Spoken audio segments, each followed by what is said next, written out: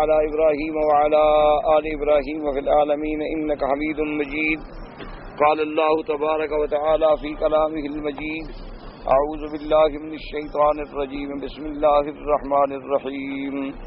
وقولهم إنا قتلنا المسيح عيسى ابن مريم رسول الله وما قتلوه وما صلبوه ولكن شبه لهم وإن الذين اختلفوا منه لفي شك منه ما لهم به من علم إلا اتباع الظن وما قتلوه يقينا بل رفعه الله إليه وكان الله عزيزا حكيما.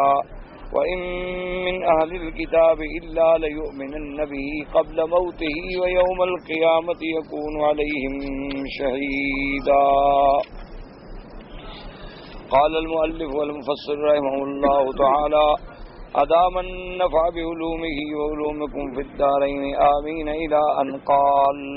حديث آخر: قال أبو عبد الله محمد بن يزيد بن ماجة في سننه: حدثنا علي بن محمد قال حدثنا عبد الرحمن المحاربي عن إسماعيل بن رافع أبي رافع عن أبي زرعة الشيباني يحيى بن أبي عمر عن أبي أمامة الباهلي رضي الله تعالى عنه قال: خطبنا رسول الله صلى الله عليه وسلم فكان أكثر خطبته حديثا حدثناه عن الدجال وحذرناه فكان من قوله أن قال: لم تكن فتنة في الأرض منذر الله ذرية آدم عليه السلام أعظم من فتنة الدجال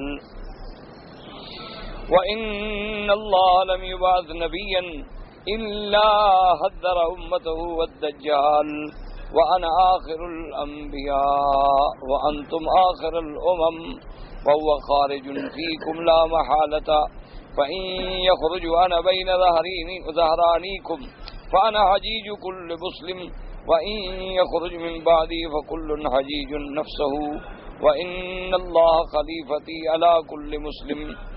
اب مفسر رحمۃ اللہ علیہ احادیث مبارک ذکر فرما رہے ہیں جن کا تعلق ہے سیدنا عیسیٰ علیہ السلام کے نزول سے کہ آپ آسمانوں سے اتریں گے اور زمین پہ تشریف لائیں گے. انہی احادیث مبارک میں ایک حدیث مبارک ہے جو ابن ماجہ رحمۃ اللہ علیہ نے اپنی سنن ابن ماجہ میں ذکر فرمائی ہے. ابھی امامت الباہلی رضی اللہ تعالی عنہ صحابی ہیں میرے مدنی سرکار صلی اللہ علیہ وسلم کے، اور آپ فرماتی ہیں کہ حضور پاک نے ہمیں خطبہ فرمایا، خطاب فرمایا، اور آپ کے اکثر خطبات اور خطابات جو ہوتے تھے تو اس میں جو حدیث مبارک بیان کرتے تھے تو آپ دجال کے بارے میں زیادہ بیان فرماتے تھے. اور حضور صلی اللہ علیہ وسلم اپنی امت کو ڈراتے تھے دجال کے فتنے سے. تو آپ کے خطبہ مبارک میں جہاں اور قول مبارک ہیں ان میں آپ نے یہ بھی فرمایا کہ لم تکن فتنۃ فی الارض منذ زرع اللہ ذریۃ آدم علیہ السلام اعظم من فتنۃ الدجال. حضور پاک نے فرمایا کہ دنیا میں اس سے بڑا کوئی فتنہ نہیں. جب سے اللہ نے آدم علیہ السلام اور اس کی اولاد کو پیدا فرمایا ہے دجال کے فتنے سے بڑا فتنہ جو ہے کوئی نہیں ہوگا، وہ سب سے بڑا فتنہ ہوگا. اللہ تبارک و تعالی معاف فرمائے، کیونکہ اس کے پاس استدراجی ایسی قوتیں ہوں گی کہ دنیا دیکھ کے حیران رہ جائے گی، مگر وہ لوگ جو ایمان والے ہیں جن کو اللہ نے ایمان پہ رکھا ہے اور جن پر اللہ کی رحمت ہوگی وہ تو اس کے فتنے سے بچ جائیں گے. ورنہ اللہ معاف فرمائے، کیونکہ اب ایک آدمی آ کے زمین کو کہتا ہے کہ اپنے خزانے نکالو، زمین سونا چاندی باہر پھینک دے. دریا خشک پڑے ہیں، کہتا ہے چلو، اور دریا جاری ہو گئے. تو جب ایسی باتیں دیکھیں، آپ کو پتا ہے کہ آج دنیا تھوڑا سا شوبدہ دیکھتی ہے، اللہ معاف فرمائے تو بس فوراً جناب مرید ہو گئے اور پتہ ہی نہیں پیر کچھ نماز پڑھے نہ پڑھے، بس ایک شوبدہ دیکھ لیا. یا اتفاق سے کسی کے پاس گئے اور اس نے کوئی ایسی بات بتا دی جو ان کے دل کو لگی گئی، بس جناب یہ بہت بزرگ ہے، مقام والا ہے. اور اس کے بعد تو اللہ معاف کرے ایسی قوتیں ہوں گی جیسے کہ اللہ تبارک و تعالی نے اپنے بندوں کی آزمائش کے لیے ابلیس کو قوتیں دی ہیں کہ وہ اپنی جو شکل چاہے بدل لے، جہاں چاہے پہنچ جائے، انسانوں میں وسوسہ ڈال لے. اس کا وسوسہ جو ہے وہ ایسے داخل ہوتا ہے جیسے انسان کے رگوں میں خون دوڑتا ہے. تو جب اتنی حرکات ہوں تو ان سے بچنے کے لیے ماں سوائے اللہ کی پناہ میں آنے میں کوئی حل نہیں. اسی لیے آپ دیکھیں نا جی کہ اللہ تبارک و تعالیٰ نے آخری صورت میں 3 صفتوں کا ذکر کیا. یعنی پہلی صورت کے اندر دیکھیں قل اعوذ برب الفلق من شر ما خلق ومن شر غاسق اذا وقب ومن شر النفاثات في العقد ومن شر حاسد اذا حسد. 5 چیزوں سے پناہ مانگی گئی، لیکن اللہ کی ایک ہی صفت ہے رب الفلق. لیکن آگے جہاں شیطان کا مسئلہ ہے وہاں اللہ کی 3 صفتوں کا ذکر ہے. قل اعوذ برب الناس ملک الناس الہ الناس من شر الوسواس الخناس. یعنی اس کا اتنا بڑا فتنہ ہے کہ وہاں اللہ کی 3 صفتوں کا ذکر کیا گیا کہ وہ رب الناس بھی وہ ہیں، مالک الناس بھی وہ ہیں، الہ الناس بھی وہ ہیں، اور پھر پناہ کس کے وسواس سے مانگی گئی؟ شیطان کے وسواس. تو شیطان کا حملہ جو ہے اتنا شدید حملہ ہوتا ہے. اللہ تبارک و تعالی جن کو بچا لیں تو بچ جائے، ورنہ عام کمزور آدمی کی تو طاقت نہیں ہوتی. اسی لیے آپ نے دیکھا ہے بڑے بڑے علم کے پہاڑ تھے لیکن گمراہ ہو گئے. بڑے بڑے لوگ تھے جن کا قرآن پاک کی تفسیر پہ عبور تھا، گمراہ ہو گئے. بڑے بڑے لوگ تھے جن کا حدیث رسول پر فقہ پہ بڑا نظر تھی، گمراہ ہو گئے کیونکہ شیطان کے فتنے میں مبتلا. اسی طرح دجال کا فتنہ جو ہے وہ بھی سب سے بڑا فتنہ ہوگا. اللہ تبارک و تعالی ہر مسلمان کو دجال کے فتنے سے بچائے. اور آپ نے فرمایا کہ سنو وَإِنَّ اللَّهَ لَمْ يُبْعَثْ نَبِيًّا، اللہ نے کوئی نبی ایسا نہیں بھیجا مگر إِلَّا حَذَّرَ أُمَّتَهُ الدَّجَّالَ، مگر اس نے اپنی امت کو دجال کے فتنے سے ڈرایا. اور آپ نے فرمایا کہ میں تو اللہ تبارک و تعالیٰ کے انبیاء میں انا آخر الانبیاء، میں سب سے آخری نبی اور تم سب سے آخری امت. تو صاف بات ہے کہ بھی پہلی امتیں تو گزر گئیں، ان میں تو دجال نہیں آیا. اب لازمی بات ہے کہ آخری امت کے زمانے میں ہی دجال آئے گا. تو لہذا حضور پاک صلی اللہ علیہ وسلم نے سب سے زیادہ ڈرایا. اور آپ نے فرمایا وَهُوَ خَارِجٌ فِيكُمْ لَا مَحَالَةَ، اس میں کوئی شک نہیں ہے کہ اب دجال جو نکلے گا تو میری امت کے زمانے میں ہی نکلے گا. اور اس کے بعد فرمایا حضور پاک نے فَإِن يَخْرُجْ وَأَنَا بَيْنَ ظَهْرَانِيكُمْ، کہ اگر وہ دجال ظاہر ہو گیا اور میں موجود ہوا پھر تو ہر مسلمانوں کی طرف سے میں مقابلہ کروں گا، پھر تو میں اس کا مقابلہ کروں گا. اور اگر وہ اس زمانے میں نکلا کہ جس زمانے میں میری وفات ہو گئی تو پھر ہر بندے نے اپنا مقابلہ اور دفاع کرنا ہے. لیکن اب آپ نے دعا کی کہ اللہ تبارک و تعالیٰ ہی محافظ و نگہبان ہے میرے بندوں کا، میری امت کا اور مسلمانوں کا، کہ وہ ان کی حفاظت فرمائیں گے. اور فرمایا وَإِنَّهُ يَخْرُجُ مِنْ خَلَّةِ بَيْنَ الشَّامِ وَالْعِرَاقِ فَيَعِيشُ يَمِينًا وَيَعِيشُ شِمَالًا أَلَا يَا عِبَادَ اللَّهِ أَيُّهَا النَّاسُ فَاصْبُتُوا وَإِنِّي سَأَصِفُ لَكُمْ صِفَةً لَمْ يَصِفْهَا إِيَّاهُ نَبِيٌّ قَبْلِي إِنَّهُ يَبْدَأُ فَيَقُولُ أَنَا نَبِيٌّ فَلَا نَبِيَّ بَعْدِي ثم يثني فيقول أنا ربكم فلا ترون ربكم حتى تموتوا وإنه أعور وإن ربكم عز وجل ليس بأعور وإنه مكتوب بين عينيه كافر يقرأه كل مؤمن كاتب وغير كاتب. حضور پاک صلی اللہ علیہ وسلم نے فرمایا کہ شام اور عراق کے درمیان کی جو پٹی ہے، خلا جو ہے، اس سے وہ نکلے گا، اس سے دجال جو ہے ظاہر ہوگا، اور پھر وہ یمین شمال ہر طرف جائے گا. لیکن حضور نے فرمایا کہ اللہ کے بندو خیال رکھنا اپنے آپ کو دین ایمان پہ ثابت قدم رکھنا. اور حضور پاک صلی اللہ علیہ وسلم نے فرمایا کہ میں دجال کی صفت تمہیں بیان کروں، میں دجال کے بارے میں تمہیں ایسا واضح بیان کرنا چاہتا ہوں کہ مجھ سے پہلے کسی پیغمبر نے ایسا بیان نہیں فرمایا. ہر پیغمبر اپنی امت کو ڈراتے گئے کہ دجال کے فتنے سے بچنا، دجال کے فتنے سے بچنا، لیکن انہوں نے دجال کے بارے میں ایسی تفاصیل ذکر نہیں فرمائی جو میں تمہیں بتلانا چاہتا ہوں. حضور پاک نے فرمایا جب وہ ظاہر ہوگا سب سے پہلے تو وہ یہ دعویٰ کرے گا کہ میں نبی ہوں، سب سے پہلے تو وہ نبوت کا دعویٰ کرے گا۔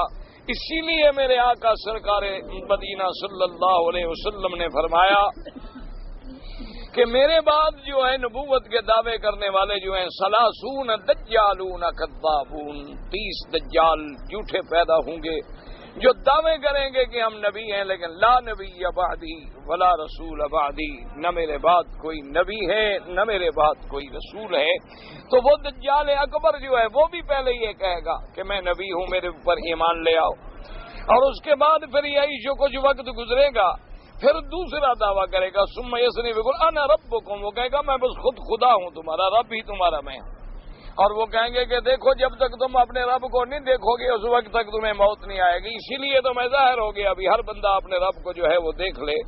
لیکن حضور پاک نے فرمایا میری امت خیال رکھنا، انہو آور، وہ جو ہے وہ آور ہوگا، ایک آنکھ ہوگی اس کی۔ اللہ پاک تو نعوذ باللہ ایسی صفت سے پاک ہیں اور منزہ ہیں، وہ کیسے خدائی کا دعویٰ کرتا ہے جو خود کانا ہے، خود اس کی ایک آنکھ ہے۔ اور اس کے بعد آپ نے فرمایا وَإِنَّهُ مَكْتُوبٌ بَيْنَ عَيْنَيْهِ، اس کے دونوں آنکھوں کے درمیان میں لکھا ہوگا لفظ کافر، اور جو مومن ہے چاہے پڑھا لکھا ہے یا جاہل ہے وہ پڑھ لے گا اس کے ماتھے پہ لکھا ہوا کہ یہ تو خود کافر ہے، یہ کیسے دعویٰ کرتا ہے کہ میں کبھی نبی ہوں اور کبھی تمہارا رب ہوں اور کبھی میں یہ ہوں۔ لیکن یہ پڑھے گا کون؟ مومن۔ جو مومن نہیں ہوگا وہ نہیں پڑھ سکے گا۔ وَإِنَّ مِن فِتْنَتِهِ أَنَّمَاهُ جَنَّةً وَنَارٌ فَنَارُهُ جَنَّةٌ وَجَنَّتُهُ نَارٌ فَمَنِ ابْتُلِيَ بِنَارِهِ فَلْيَسْتَغِثْ بِاللَّهِ وَلْيَقْرَأْ فَوَاتِحَ الْكَهْفِ فَتَكُونُ عَلَيْهِ بَرْدًا وَسَلَامًا كَمَا كَانَتِ النَّارُ بَرْدًا وَسَلَامًا عَلَى إِبْرَاهِيمَ عَلَيْهِ السَّلَامُ۔ حضور پاک نے فرمایا کہ دجال کے فتنے میں سے ایک فتنہ یہ بھی ہوگا کہ اس کے ساتھ جنت بھی ہوگی جہنم بھی ہوگی، وہ کہے گا یہ جنت ہے اور یہ جہنم۔ حضور نے فرمایا سمجھ لو جو اس کی جنت ہے وہ حقیقتاً جہنم ہے، اور جو اس کے بعد جہنم ہوگی وہ حقیقتاً جنت ہوگی، لہذا جو اس پر ایمان نہیں لے آئیں گے وہ کہ ان کو جہنم میں ڈالے گا۔ تو آپ نے فرمایا کہ اس کے لیے سورۃ الکہف کی ابتدائی آیتیں پڑھ لے بندہ، اور اگر وہ دجال کے فتنے کے وقت بھی ہوگا اور وہ اس کو جہنم میں بھی بھیجے گا تو اللہ اسی جہنم کو بردن و سلامن اس پہ بنا دیں گے جیسے ابراہیم علیہ السلام پہ بنا دی تھی۔ تو اس لیے سورتوں میں اور احادیث مبارک میں آیا ہے کہ سورۃ الکہف جو ہے یہ دجال کے فتنے سے بھی بچانے والی ہے، اور اسی لیے علماء کرام جو ہیں انہوں نے قیاس کیا ہے، بڑے بڑے علماء نے لکھا ہے کہ سورۃ الکہف جو ہے جب دجال کے فتنے سے بچا سکتی ہے تو چھوٹے موٹے فتنے کیا چیز ہیں؟ جو دجال کے فتنے کو روکنے والی چیز ہے تو اس کے سامنے پر چھوٹے موٹے فتنے تو کچھ بھی نہیں ہوتے۔ تو انہوں نے کہا کہ اگر آدمی سورۃ الکہف پڑھے اور اس کی تلاوت کرے تو اللہ تبارک و تعالی اس کو دجال اور دشمنوں کے فتنے سے محفوظ رکھتے ہیں۔ اور اسی طرح سورۃ الکہف کے بارے میں یہ بھی روایات میں موجود ہے کہ سورۃ الکہف پڑھنے سے اللہ تبارک و تعالی اپنے بندے کو ایک ایسا نور عطا فرمائیں گے کہ جو آسمانوں تک نور ہوگا۔ اسی لیے حدیث مبارک میں آیا ہے کہ ہر بندہ جو ہے کم از کم جمعہ کے دن جو ہے سورۃ الکہف کی تلاوت کرے، یہ سنت رسول پاک صلی اللہ علیہ وسلم ہے۔ افضل یہ ہوتا ہے کہ جمعہ سے پہلے پہلے سورۃ الکہف پڑھ لی جائے۔ اگر جمعہ سے پہلے پڑھنے کا موقع نہ بھی ملے تو یہ نہ کیا کریں کہ اللہ کے نبی کے فرمان کو چھوڑ دیں، بلکہ جمعہ کے بعد پڑھ لیں، یعنی سارے دن میں کم از کم سورۃ الکہف جو ہے یعنی ہفتے میں ایک دفعہ پڑھنا جو ہے جمعہ والے دن بطور خاص، یہ سنت رسول پاک صلی اللہ علیہ وآلہ آلہ واصحابہ وسلم تسلیما کثیرا کثیرا۔ اور علماء نے اس کے بڑے تجربے لکھے ہیں کہ کوئی آدمی اگر روزانہ سورۃ الکہف پڑھ لے تو اللہ تبارک و تعالیٰ کی رحمت سے کوئی دشمن اس پہ کارگر نہیں ہو سکتا، کوئی دشمن اس کو نقصان نہیں پہنچا سکتا۔ اور بڑے بڑے معاملات میں علماء نے تجارب کیے، بڑے بڑے واقعات آئے، مشکلات کے دور آئے۔ ہم بھی ایک مدرسے میں پڑھتے تھے، اس وقت طالب العلم تھے، ابتدائی کتابیں پڑھتے تھے چھوٹی صرف نحو کی، تو اللہ معاف فرمائے تو مدرسے کو خطرہ ہو گیا، دشمنوں نے کہہ دیا کہ بھی یہ وہابیوں کا مدرسہ ہے، تو ان کو جو ہے ہم سب کو مدرسے میں جا کے قتل کریں گے اور ماریں گے اور ایسا کریں گے، یہ تو ہمارے پیروں کے خلاف ہیں اور قبروں کے خلاف ہیں اور مزاروں کے خلاف ہیں۔ تو اب بہرحال ان کا پیغام پہنچ گیا جنہوں نے یہ بات کی تھی کہ جی ہم چھپانا نہیں چاہتے، یا تو آپ بس یہاں سے بھاگ جائیں، نکل جائیں، مدرسہ مسجد ہر چیز چھوڑ کے چلے جائیں، ورنہ فلاں دن فلاں وقت جو ہے ہم آئیں گے اور تمہارے مدرسوں میں ہم تمہیں ختم کریں۔ پیغام ان کا آ گیا، اور پیغام دینے والے بڑے خطرناک لوگ تھے۔ جب آیا تو خیر ہمارے اساتذہ جو استاذ تھے، بزرگ تھے، علماء تھے، انہوں نے کہا بھی ٹھیک ہے۔ انہوں نے ان کو جواب میں پیغام بھجوایا کہ بھائی ہم تو مسجد ہے، مدرسہ ہے، کہاں جائیں؟ چلو ہم یہاں سے چھوڑ کے بھاگ جائیں، کدھر جائیں؟ ہم کوئی بڑے آدمی تو ہے نہیں کہ کہیں اور جا کر مکان کرایہ پر لے کے بیٹھ جائیں۔ بہرحال ہم تو بیٹھے ہیں، اللہ کا قرآن پڑھ رہے ہیں، اگر خدا نے یہی لکھا ہے کہ ہم نے اللہ کی توحید کے بدلے میں شہید ہونا ہے تو آمنا باللہ، اللہ کا فیصلہ منظور ہے، ہم تمہارے ساتھ لڑ تو سکتے نہیں، چھوٹے چھوٹے طالب ہیں یہ بیچارے لڑیں گے۔ تو اس کے بعد جناب یہ ہے کہ بہرحال ہم جائیں گے۔ وہ جس دن کا انہوں نے ٹائم دیا تھا نا جی، اساتذہ نے کہا سب طالب علم جو ہے سورۃ الکہف بیٹھو پڑھو، بس سورۃ الکہف پڑھو اور ہر طرف دم کرو۔ اب ہم جس کو آتی تھی وہ پڑھ رہا تھا، جس کو نہیں آتی تھی وہ بھی پڑھ رہا تھا، ڈر کے مارے جیسے جیسے آتی تھی دیکھ کے قرآن شریف۔ انہوں نے باقاعدہ حملہ کیا، اور ایک دو نہیں ہزاروں آدمی مسلح بندوقوں سے آگے فائر کرتے ہیں، بندوقیں نہیں چلتی، حملہ کرتے ہیں جناب، جاتے ہیں آگے اور دھکے لگتے ہیں، پیچھے اندھے ہو کے خراب خوار ہو کے، اور طالبوں نے ان کو پتھر مار مار کے بھگا دیا۔ ان کے پاس بندوقیں اور طالبوں کے پاس پتھر، ہمارے پاس کون سی بندوقیں ہو سکتی؟ ہمیں یاد ہے کہ ایک آدمی وہ لکڑی ہوتی ہے نا جو چار پائی میں، وہ نکال کے جا رہا ہو، تو اس نے کہا یار یہ بھی کہیں نہ گم کر دینا، پھر سوئیں گے کہاں؟ اور تو وہ چیز کہاں، طالب علموں کے پاس کیا ہوتا ہے، یعنی ڈنڈے بھی نہیں تھے، کہ چھوٹے ڈنڈے ہوتے چلو وہ بھی ہم لے کے چلے جائیں، وہ بھی نہیں تھے، چار پائیوں کے وہ ڈنڈے نکال رہے تھے اور پتھر مار رہے ہیں، چھوٹے چھوٹے بچے ہیں اور ان کے پاس بندوقیں ہیں، وہ فائر کر رہے ہیں، کچھ نہیں ہوتا۔ اور اللہ کی شان ایسی ہوئی کہ اسی دور میں ان پہ کوئی چھاپا پڑا، پکڑے گئے، مارے گئے، جیلوں میں ختم ہو گئے، جیلوں میں مر گئے۔ تو یہ تو ہم چھوٹے ہیں، ہماری آنکھوں دیکھا واقعہ ہے کہ سورۃ الکہف کی وجہ سے اللہ نے ایسی حفاظت کی کہ سب دشمن ختم، اور اس کے بعد اللہ نے مہربانی کی، وہ توحید والوں کا اور روب بھی ہو گیا۔ لوگوں نے کہا یار یہ تو واقعی اللہ والے ہیں، ان کا تو کوئی کچھ نہیں بگاڑ سکتا۔ وہ اور اچھا کام بن گیا، 2 روٹیاں ملتی تھی تو 4 روٹیاں ملنے لگ گئی، مدرسے میں 200 طالب ساتھ 400 طالب ہو گیا، اور علاقہ سارا مواحد ہو گیا، اللہ نے مہربانی کر دی۔ یہ تو اللہ نے تو سورۃ الکہف ایسی نعمت ہے، لیکن یقین کر کے پڑھنے والے بھی تو ہوں نا جی۔ ہم تو قرآن بھی پڑھتے ہیں تو یقین نہیں ہوتا تو فائدہ کیا ہو؟ ورنہ اللہ کے قرآن سے یاد رکھو نا، ایک بات ہمیشہ پلے باندھ لو کہ قرآن سے اور حضور کے بتلائے ہوئے وظیفے سے کوئی بڑا وظیفہ نہیں۔ ایک بات یاد، یہ ہماری بدقسمتی ہے کہ پیر وظیفہ بتائے تو پڑھتے ہیں لیکن محمد پاک بتائے تو نہیں پڑھتے۔ یہ ہماری اپنی بدقسمتی ہے اور اپنی بے وقوفی ہے، ورنہ ایسے ایسے ماشاء اللہ ایسے ایسے برکات و ثمرات اللہ نے قرآن کے آنکھوں سے دکھائے ہیں نا جی، کہ آدمی حیران ہو جاتا ہے، حیران کہ دشمن کچھ بھی نہیں بگاڑ سکتا۔ اللہ تبارک و تعالیٰ کی توحید پر بس ایمان ہو اور قرآن پہ یقین ہو، تو سورۃ الکہف جو ہے ایسی چیز۔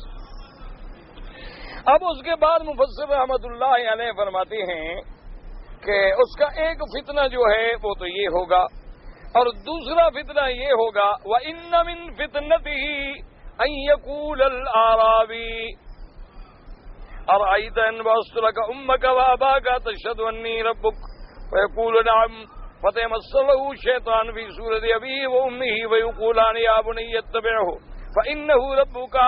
حضور پاک نے فرمایا اس کے فتنے میں سے یہ بھی فتنہ ہوگا کہ وہ کسی بدو کو، کسی جنگلی جاہل آدمی کو بلائے گا، کہے گا بات سنو، مجھے رب مانتے ہو؟ کہا نہیں۔ انہوں نے کہا اچھا بات سنو، تمہارے ماں باپ مر گئے؟ انہوں نے کہا ہاں جی مر گئے۔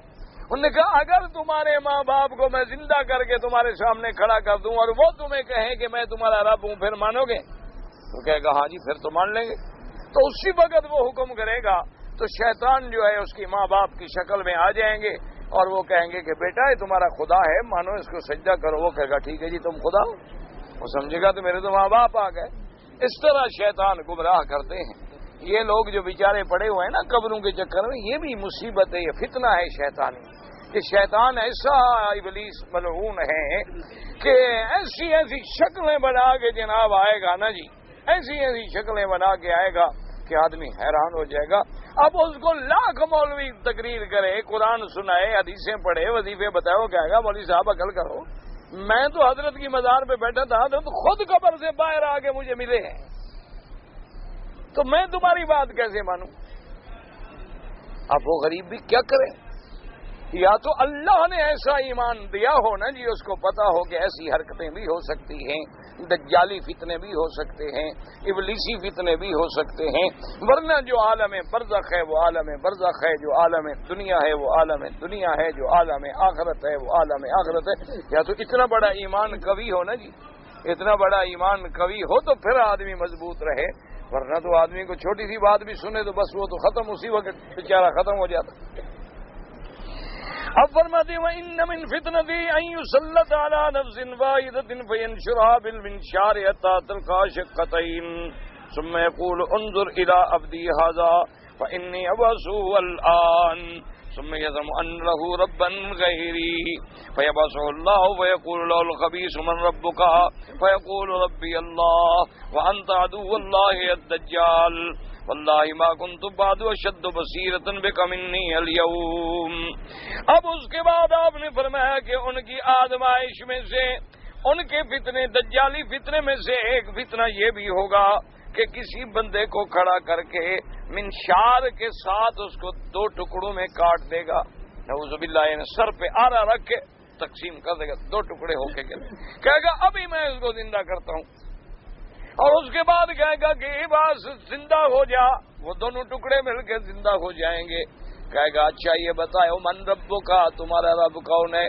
وہ زندہ ہونے والا کہے گا ربی اللہ، میرا رب تو خدا ہے، تو تو شیطان دجال ہے، میں تجھے نہیں مانتا، میرا رب جو ہے میرا اللہ ہے. تو جن کو اللہ تبارک و تعالیٰ نے آزمائشوں میں ثابت قدم رکھا ہے، وہ تو اتنا ٹکڑے ہو کے زندہ ہونے کے بعد بھی سیدھی بات کہیں گے کہ ہمارا رب خدا ہے، تم شیطان ہو، شیطانی شعبدہ دکھا رہے ہو، کیا تم تو دجال ہو. وہ کہے گا دیکھا میں نے اس کو زندہ کیا، یہ پھر بھی مجھے خدا نہیں مانتا. تو یہ بھی اس کی آزمائش اور فتنے ہوں گے.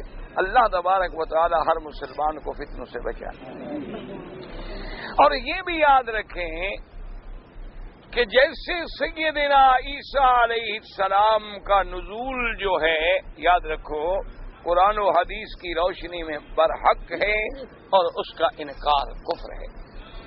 لیکن افسوس کے ساتھ یہ مجھے کہنا پڑتا ہے کہ ہمارے بہت بڑے بڑے بعض علماء، اہل سنت والجماعت کے علماء، غیروں کو تو آگ لگاؤ نا، قادیوں کو تو قادیانی ہیں یا کافر ہیں ان کو تو چھوڑو، بعض بڑے بڑے علماء جو ہیں وہ بھی عیسیٰ ابن مریم کے نزول کے انکار کر گئے. اور بعض علماء جو ہیں وہ الجھن میں پڑ گئے، انہوں نے کہا جی ہمیں سمجھ نہیں آتا، پتہ نہیں اٹھائے گئے، پتہ نہیں اٹھائے گئے، پتہ نہیں اتریں گے، پتہ نہیں اتریں گے، یہ معمہ ہے جو ہم سے حل نہیں ہو سکا، وہ بھی راستے سے بھٹک گئے. اسی طرح یاد رکھیں کہ بڑے بڑے لوگ جن کا پورے دنیا میں نام ہے، انہوں نے دجال کا انکار کر دیا. انہوں نے کہا کوئی دجال شجال نہیں، انہوں نے کہا یہ تو ایک افسانہ ہے، بس لوگوں نے گھڑ رکھا ہے، ضعیف روایات میں کہیں سے قصہ ان کو مل گیا ہے. ورنہ کیا مطلب ہے، جب دجال نے آخری عمر میں آنا تھا تو پھر ہر نبی کو ڈرانے کی کیا ضرورت تھی؟ اس کے زمانے میں تو اس نے آنا ہی نہیں، تو ڈرانے کا کیا مطلب؟ انہوں نے کہا کہ جب یہ بات واضح ہے کہ دجال نے آنا تھا آخری زمانے میں قیامت سے پہلے، تو صاف بات ہے کہ وہ نوح علیہ السلام کے زمانے میں نہیں آئے گا، موسیٰ علیہ السلام کے زمانے میں نہیں آئے گا، عیسیٰ علیہ السلام کے زمانے میں نہیں آئے گا. تو یہ حدیثوں میں آتا ہے کہ ہر نبی ڈراتا گیا، تو کیا ضرورت تھی؟ یہ حالانکہ بالکل عقلی گھوڑے دوڑانے والی بات ہے.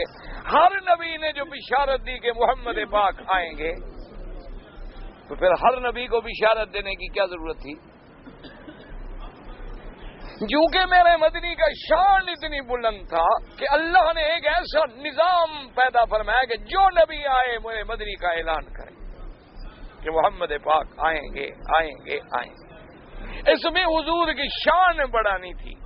ادھر دجال کا فتنہ اتنا بڑا تھا کہ ہر پیغمبر کو ہدایت کی گئی کہ تم اپنی امت کو ڈراتے جاؤ تاکہ جو آخری امت ہے ان کو پتہ چلے کہ اتنا بڑا فتنہ ہے کہ ہر نبی ڈراتا گیا۔ اس فتنے کی اہمیت کو بیان کرنے کے لیے، ورنہ تو اللہ تو جانتے ہیں کہ وہ قیامت کے قریب آئے۔ باقی بات یہ کہنا جو ہے کہ کہتے ہیں جی اب حدیث مبارک میں آتا ہے، حضور پاک نے فرمایا کہ پتہ نہیں اگر میری زندگی میں نکلا تو میں جواب دوں گا، پتہ نہیں میرے بعد نکلا تو تم جواب دینا۔ کہتے ہیں جی حضور کو بھی شک تھا، تو اس لیے یاد رکھو یہ شک نہیں تھا، بلکہ جیسے قیامت کی گھڑی کا پتہ نہیں ہے، اللہ تبارک و تعالیٰ نے کسی کو قیامت کی گھڑی کا علم عطا نہیں فرمایا۔ وما تدری نفس ماذا تکسب غدا وما تدری نفس بأی ارض تموت، ان چیزوں کا علم اللہ نے کسی کو نہیں دیا۔ تو جو شان والے ہیں وہ ڈراتے ہیں اپنی امتوں کو کہ پتہ نہیں اللہ چاہے تو ابھی قیامت قائم کر دے، اللہ چاہے تو ابھی دجال کا فتنہ ظاہر ہو جائے، اللہ چاہے تو اپنے وقت میں بعد میں ظاہر ہو جائے۔ تو ایسی باتیں شک میں ڈالنے کے لیے نہیں، بلکہ اپنی امت کو ڈرانے کے لیے، دجال کے فتنے سے بچانے کے لیے، دجال کے فتنے سے خبردار کرنے کے لیے حضور صلی اللہ علیہ وسلم نے یوں فرمایا، جیسے یوں سمجھو کہ کوئی آدمی مثلا اپنی قوم کو کہتا ہے کہ بھائی بات سنو، دشمن تمہارے دروازے پہ کھڑا ہے۔ اب یہ معنی نہیں ہوتا کہ واقعی دروازے پہ کھڑا ہے، وہ چاہے 1000 میل دور ہو، مانا ہوتا ہے کہ دشمن آنے والا ہے، تیاری نہیں کرو گے تو تم مر جاؤ گے۔ تو اس لیے اللہ نے اپنے پیغمبروں کو حکم دیا کہ وہ دجال کے فتنوں سے ڈرائیں۔ تیسری بات وہ یہ کہتے ہیں کہ جی دجال کو ایسی قوتیں دینے کی کیا ضرورت تھی، تو پھر ابلیس کو پیدا کرنے کی کیا ضرورت تھی، یہ تو پھر خدا کی خدائی سے بھی انکار ہو گیا نا۔ اللہ کے بندے یہ دنیا دارالامتحان ہے۔ جب اگر ایمان سے کہیں کہ سارے مکے میں حضور آئے، سارے کلمہ پڑھ لیتے، سارے مان لیتے، تو پھر امتحان ہی کیا تھا بھائی؟ بس حضرت صدیق کی صداقت تو تب چمکے گی نا کہ مقابلے پر بھی تو کوئی ابو جہل ہو، موسیٰ علیہ السلام کی حقانیت تو تب چمکے گی نا کہ مقابلے پر کوئی فرعون ہو۔ اگر سارے ماننے والے بن جائیں، ایک بھی نہ ماننے والا نہ ہو، تو پھر امتحان کیا ہے؟ ساری دنیا نیک ہو جائے، ایک بھی بد نہ ہو، تو پھر امتحان کیا ہے؟ ساری دنیا صالح بن جائے، ایک بھی تالے نہ ہو، تو پھر امتحان کیا ہے؟ امتحان تو اسی کا نام ہے کہ ایک طرف صدق ہوگا، ایک طرف کذب ہوگا، ایک طرف حلال ہوگا، ایک طرف حرام ہوگا، ایک طرف ائمہ ہدایت ہوں گے، ایک طرف ائمہ ضلالت ہوں گے، ایک طرف حزب الرحمان ہوں گے، ایک طرف حزب الشیطان ہوں گے، ایک طرف انبیاء و رسل ہوں گے، ایک طرف دجال و شیاطین ہوں گے۔ اب دیکھیں کہ بندہ کدھر جاتا ہے، اسی کے مطابق پھر اللہ اس کو انعام و اکرام دیں گے۔ تو یاد رکھیں کہ دجال کا آنا بھی حق ہے اور احادیث سے ثابت ہے، اس کا انکار کرنا جو ہے وہ بھی اللہ معاف کرے کفر تک جانے والی چیز ہے۔ عیسیٰ علیہ السلام کا اترنا بھی حق ہے اور ان کا نزول بھی حق ہے۔ تو ایسی بعض کتابیں پڑھ کے بلا وجہ نہ گمراہیوں میں مبتلا ہو جایا کریں، اپنے آپ کو بچایا کریں، کیونکہ آج کل مشکل یہ ہو گئی ہے کہ کوئی کالج میں پروفیسر ہے وہ بھی مفسر قرآن بن گیا، کوئی آدمی کسی کالج میں پرنسپل رہا، اس نے 5 کتابیں دیکھ لیں، وہ بھی مفسر قرآن بن گیا، کسی آدمی نے ماشاءاللہ جناب نام حق تک گلستہ پوستہ تک فارسی پڑھ لی، ماشاءاللہ وہ بھی مفسر قرآن بن گیا۔ آج ہر آدمی تفسیر قرآن لکھنے لگ گیا، تو نتیجہ اس کا یہی نکلتا ہے، کسی نے دجال کا انکار کیا، کسی نے عیسیٰ ابن مریم کے نزول کا انکار کیا، کسی نے جنت و جہنم کا انکار کیا، کسی نے پل صراط کا انکار کیا، کسی نے جزا سزا کا انکار کیا، کسی نے نامہ عمل کے تلنے کا انکار کیا۔ انہوں نے کہا جی عمل ہم نے دنیا میں کیا، عمل فنا ہو گئے، تلے گا کیا قیامت میں؟ انہوں نے کہا ایک آدمی نے عمل کیا دنیا میں، عمل ہی ختم، بندہ ہی ختم، قیامت میں کیا تلے گا جی؟ اور لوگوں نے پڑھا، اب جو بیچارہ جس شریف آدمی نے پرائمری سے لے کر ایم اے تک انگریزی سکولوں میں پڑھا ہو، وہ تو عقل کی بات مانتے ہو، کہتے ہیں ہاں یار بات تو ٹھیک ہے، یہ تو خام کا مولوی ہمیں ڈرا رہے ہیں کہ حساب کتاب ہوگا اور نام عمل تلیں گے. کیا تلے گا؟ کوئی نہ تلے گا نہ بھولے گا. یہ مولوی نے ڈرا رکھا ہے، بس ان کی اپنی جنت جہنم ہے، جس کو چاہے داخل کریں، جس کو چاہے نکال دیں. اچھا جی، پل صراط ہوگی، بال کے برابر باریک ہوگی، تیز ہوگی، اس پہ گزرنا ہوگا. انہوں نے کہا یار یہ کوئی عقل کی بات ہے بھلا؟ تلوار جیسی تیز چیز پر کوئی چل بھی سکتا ہے؟ کہتے مولوی نے خود بنائی ہے ایسے ڈرانے کے لیے ہمیں. جو ان کی بات نہیں مانتا اس کو کہتے ہیں پل صراط پہ چڑھا دیں گے. اب لوگ ہوتے ہیں بیچارے انگریزی پڑھے ہوئے.